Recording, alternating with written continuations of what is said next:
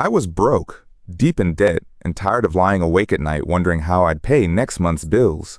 Then one Saturday, I walked into a dusty thrift store with $28. Money I probably shouldn't have spent. Sitting on a crooked shelf was an old wooden chair. Nothing special, right? To most people, just junk. But that chair, that $28 piece of someone else's past, ended up being the first domino in a flip that cleared every penny of my $40,000 in debt. I didn't have a fancy plan. I didn't have connections.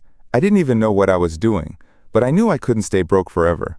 So if you've ever wondered if you could flip your way out of debt, or if tiny, messy risks can really change your life, stick around. Because this isn't just about an old chair.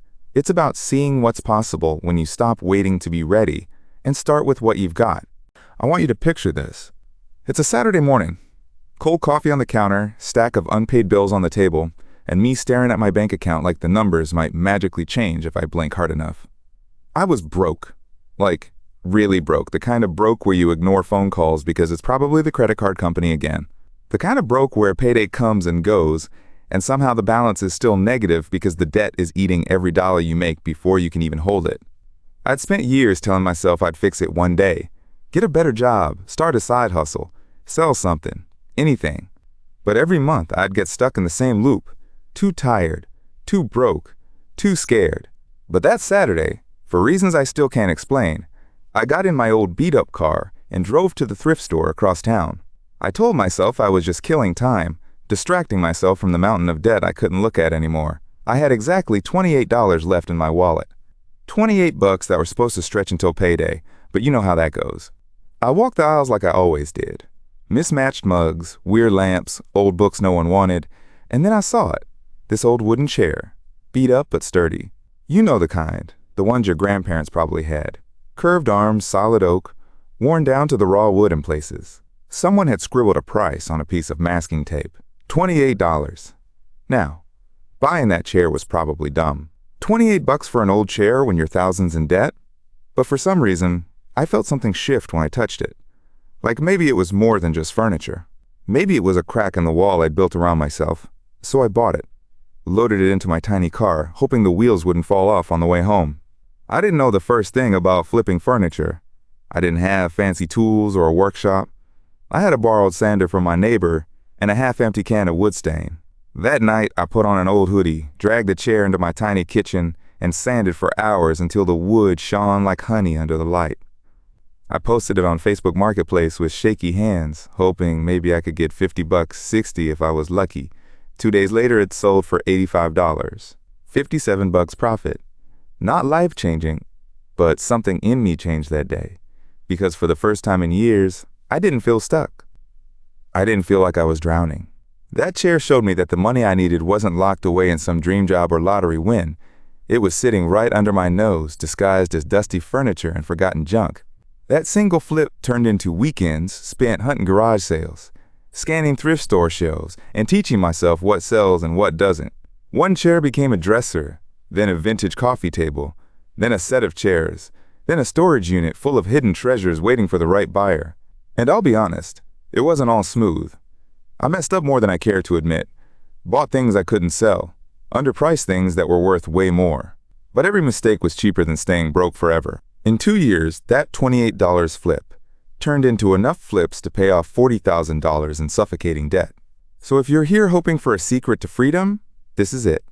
Not a fancy business plan, not a get-rich-quick scheme, just an old chair, a tiny risk, and a willingness to see value where everyone else sees junk. So maybe this story is just about a chair, or maybe it's about what could happen if you stop waiting for perfect and flip your own way out of broke. Stick around. I'm going to tell you exactly how it happened, step by step. And maybe when we're done, you'll see your freedom hiding in a dusty thrift store too. Chapter 1. Rock bottom in the chair. Drowning in bills, dreaming of a break. Asterisk. When you're drowning in debt, it's funny how heavy tiny numbers feel. It wasn't like I owed millions, but $40,000 might as well have been $1 million when you're making just enough to scrape by. Every month was the same ugly math. Paycheck in, debt out. Bills on the fridge that became wallpaper I hated to look at. My phone felt like a landmine. Every ring, a reminder someone wanted money I didn't have. I'd silence calls, block numbers, lie to myself that next month would be better. It never was. Nights were the worst. Lying in bed, staring at the ceiling, doing mental gymnastics about how I'd keep the lights on, pay rent, juggle groceries with a minimum payment that barely dented the interest. Friends would text, "Come out tonight?" I'd say, "Can't, busy." Really, I was sitting in the dark, budgeting the last $20 bill in my wallet, trying not to panic about gas money for work.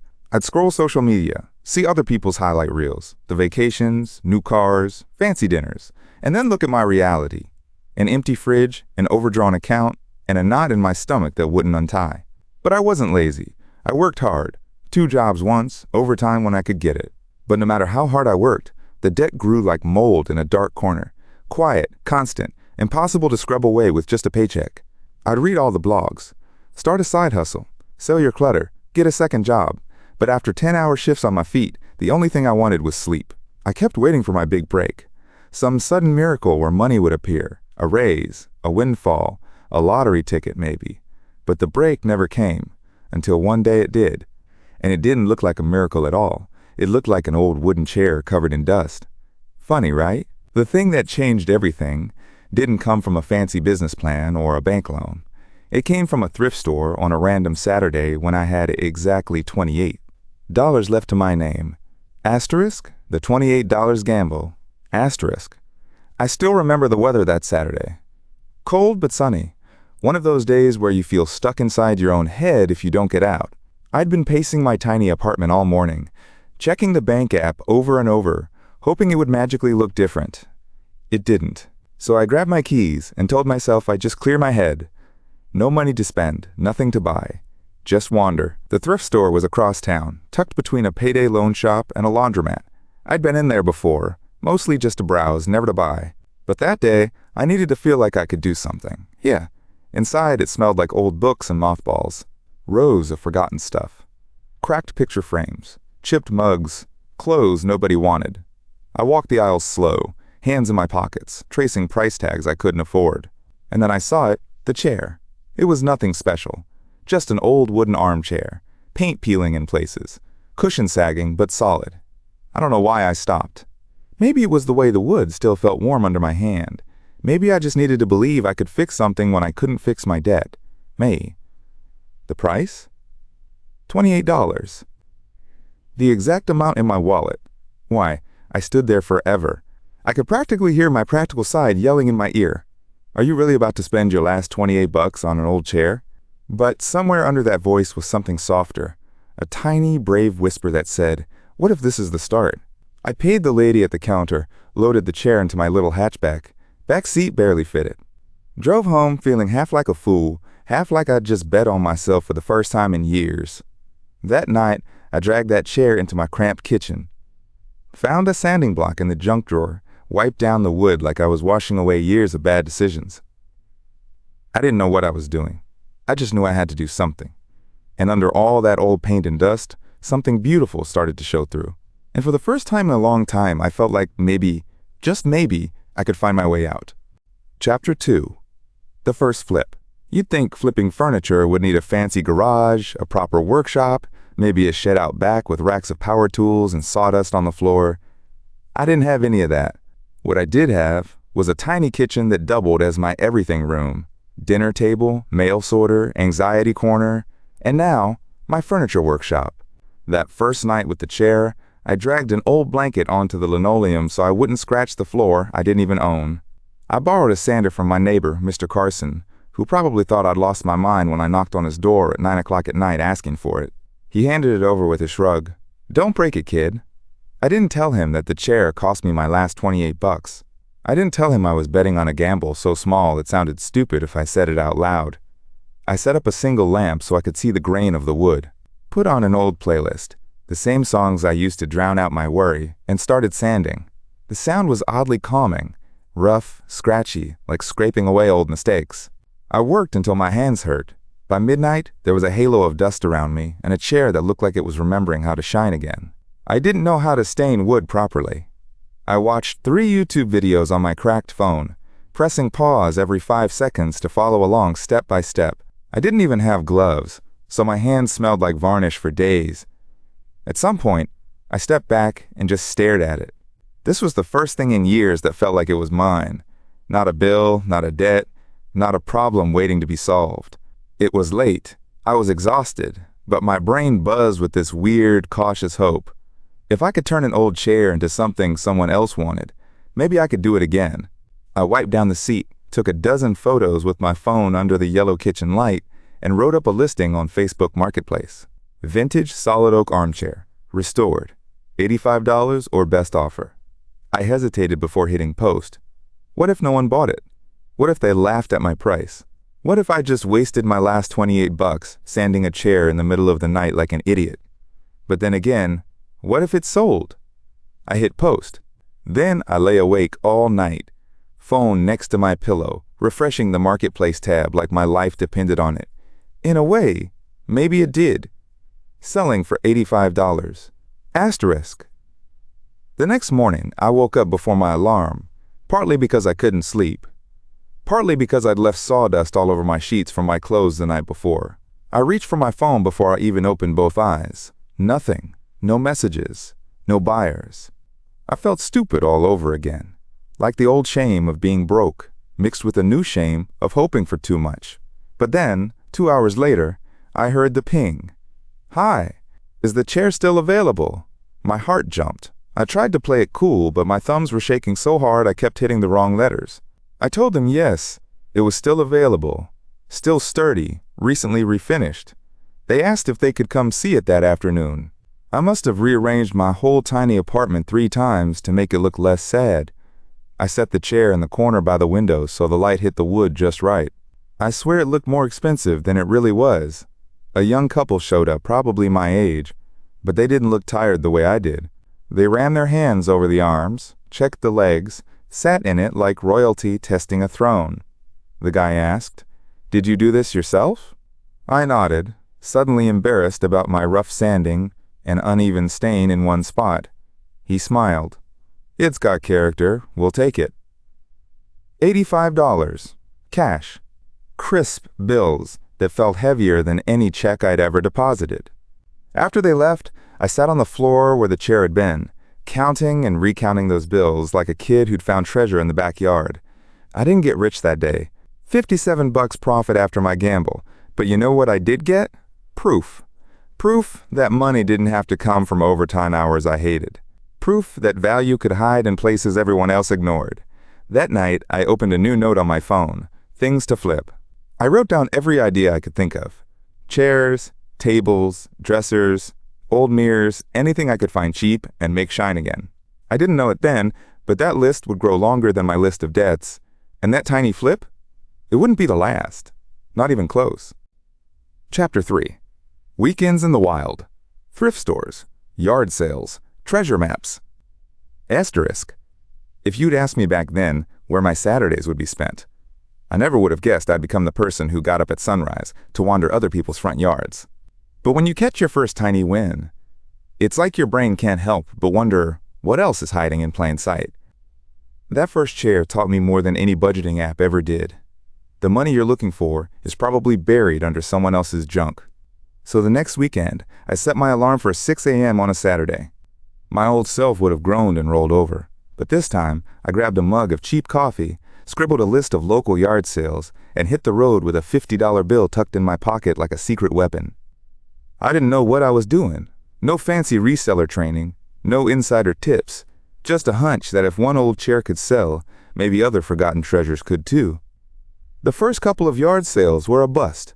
Baby clothes, plastic toys, stacks of VHS tapes.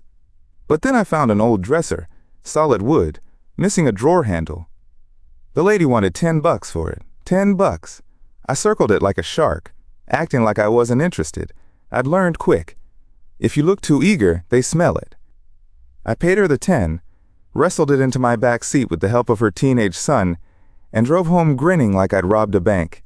That dresser became my weekend project.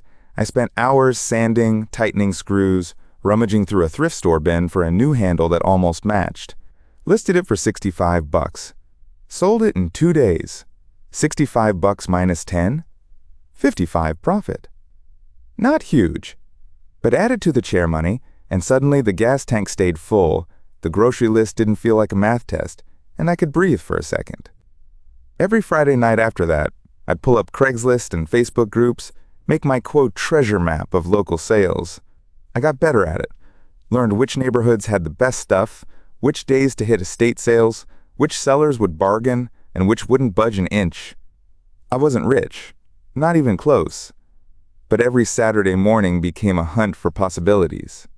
Instead of sleeping in and dreading Monday, I'd get up before sunrise, sip gas station coffee, and chase small profits that felt like freedom, one wooden leg at a time. Good buys, bad buys. Asterisk. Of course, not every find was gold. If flipping was easy, everyone would do it. I learned fast that some treasures were just trouble. Like the time I found a vintage vanity for 20 bucks. Beautiful, ornate, with a cracked mirror. I thought I'd struck gold. I lugged that monster up 2 flights of apartment stairs by myself, nearly threw my back out, and spent 3 days trying to fix it. I posted it for sale. Crickets. Days turned to weeks.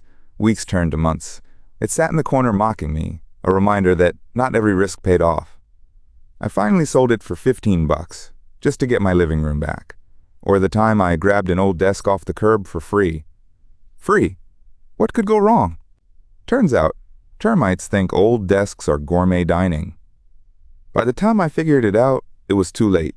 My landlord nearly had a fit when I told him why I had to fumigate my whole apartment. But here's the thing. Every bad buy taught me more than the easy wins. I learned how to spot hidden damage, wobbly legs, cracked joints, smells that wouldn't come out no matter how much lemon oil I used. I learned to check for missing hardware, measure twice, so I didn't buy something that wouldn't fit through my front door. Yeah, that happened too. And I learned that you can't let one dud kill your momentum. For every vanity flop, there was a side table that sold in hours. For every termite desk, there was a bookshelf that tripled my money in a day. Some Saturdays were magic. I'd spend 30 bucks, flip it into 200 by Sunday night. Other weekends, I'd strike out and come home with nothing but gas receipts and a cheap hot dog from a gas station snack bar. But even then, it felt better than being broke and helpless. It wasn't about furniture anymore. It was about proving to myself that there was always a way to make a little more, find a little margin, chip away at that $40,000 wall, one tiny hammer swing at a time. Every bad buy was tuition. Every good buy was rent money. And together, they stacked up into something bigger than I'd ever imagined when I spent that first 28 bucks on a dusty old chair. Chapter 4. Flipping becomes a lifeline. Making rent one chair at a time. I didn't realize exactly when the flips went from side hustle curiosity to my safety net. Maybe it was the month my boss cut my hours with zero warning, and I didn't panic like I used to because I knew Saturday's flips would cover what the paycheck wouldn't. Or maybe it was the first time I paid rent with flip money, cold hard cash earned from dragging old furniture out of someone's garage, scrubbing it back to life in my cramped kitchen, and selling it to someone who saw value in my work. There's something powerful about paying bills with money you created from your own hustle. Not clocked hours, not a paycheck that disappears before you touch it, but profit you made because you decided to look at junk and see gold. It wasn't glamorous. I'd come home with splinters in my palms, paint under my nails that wouldn't wash off. Some nights, I'd eat microwave noodles sitting on a half-sanded dresser because my kitchen table was my workbench. But when the landlord came knocking, the check cleared. When my phone rang, I didn't flinch. The overdue notices were shrinking. I started budgeting in flips, 1 flip for groceries, 2 flips for the electric bill, 3 flips for the credit card payment. I'd walk through my neighborhood and see old furniture at the curb. Where I used to see trash, now I saw 20 bucks, 50 bucks, sometimes 100. It felt like unlocking a secret world. I knew it wouldn't be easy forever. Markets shift, people catch on, cheap finds dry up. But every weekend I found just enough to stay ahead of the monster I'd spent years trying to outrun. It wasn't about getting rich. It was about getting free. Finding a system. Asterisk. At first, flipping was chaos. 1 chair here, a random desk there. No plan, just instinct and caffeine. But after a few months, I knew if I wanted to really crush that 40 grand in debt, I needed more than lucky finds. I needed a system. So I treated my flips like a tiny business. I started keeping a spiral notebook by my bed. Every flip got logged. How much I paid, what it cost to fix, what I sold it for, how long it sat before someone bought it. Patterns popped up fast. Small tables and chairs moved quick. Dressers took longer but brought bigger payouts. Coffee tables were a sweet spot. Everyone wanted one. No one wanted to pay retail, and they were easy to haul. I figured out my sourcing spots. The thrift store on the east side was gold on Wednesdays because they restocked overnight.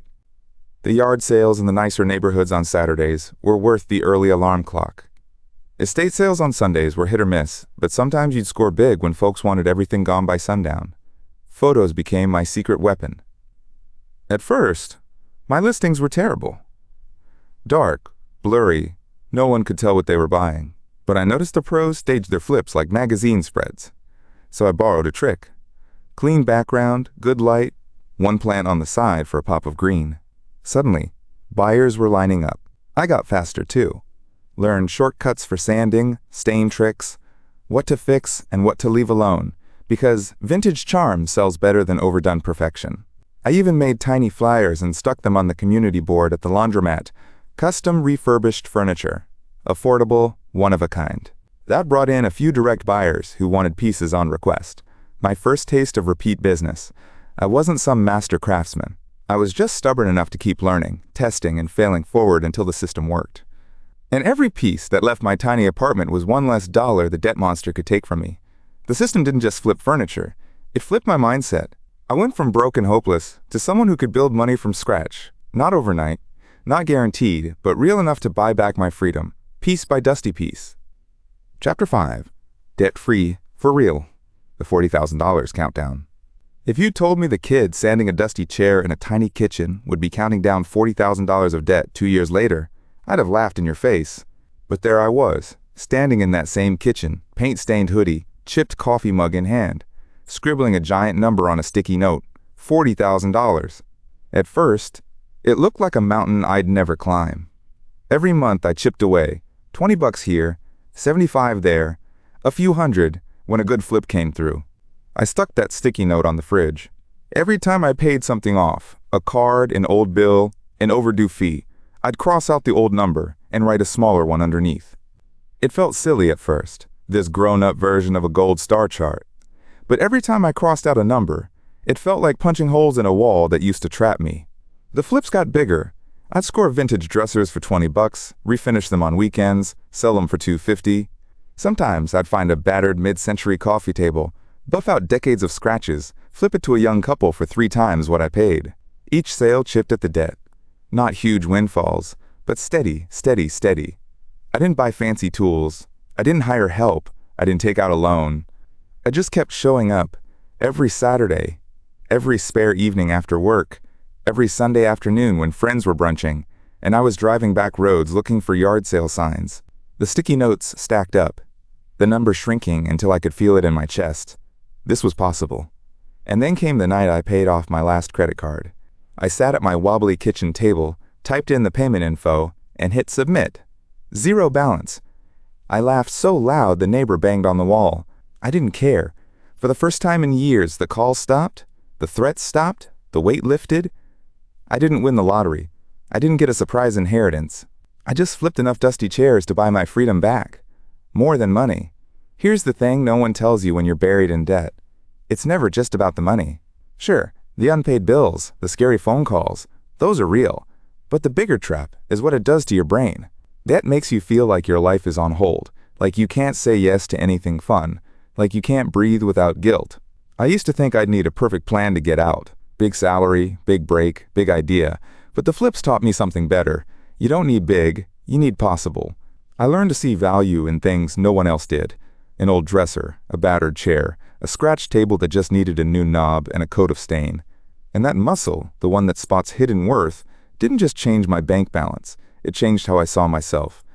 I wasn't the broke kid anymore. I wasn't the victim of bad luck or dead-end jobs or debt collectors. I was a creator, a fixer, a finder of value where everyone else saw junk. And I promise you, that mindset is worth more than every dollar I made. Because once you prove to yourself that you can make something from nothing, once you know that your freedom is sitting under layers of dust in someone's garage, you never look at money the same way again. These days, I still flip, not because I have to, but because I want to. Sometimes I find a piece and think about that first chair, how I dragged it into my kitchen like a fool and came out the other side debt-free. And when people ask me how I did it, I tell them the truth. The secret isn't the chair. The secret is you. Your freedom might not be a flip. It might be a skill you've hidden away, a hobby you gave up on, a side hustle idea you keep pushing to someday. But if a broke kid with 28 bucks can dig himself out with a sander and a shaky Facebook post, you can too. You don't need a perfect plan. You just need to believe your way out might be hiding right under your nose. If you're still here, thank you. I hope this story reminded you that sometimes the freedom you're looking for is hidden in the smallest, scrappiest corner of your life. If you found a little spark in these words, do me one favor. Right finger, hit that subscribe button right now so you don't miss the next story, lesson, or little push you didn't know you needed today. Drop a comment below and tell me, what's your old chair? That one small idea, side hustle, or forgotten skill you might dust off after hearing this. And if you want more real stories about flipping your mindset, flipping your money, and flipping your future, check out my other audiobooks on this channel. You're not stuck. You're just one good idea away from your own debt-free story. I'm rooting for you. See you in the next one.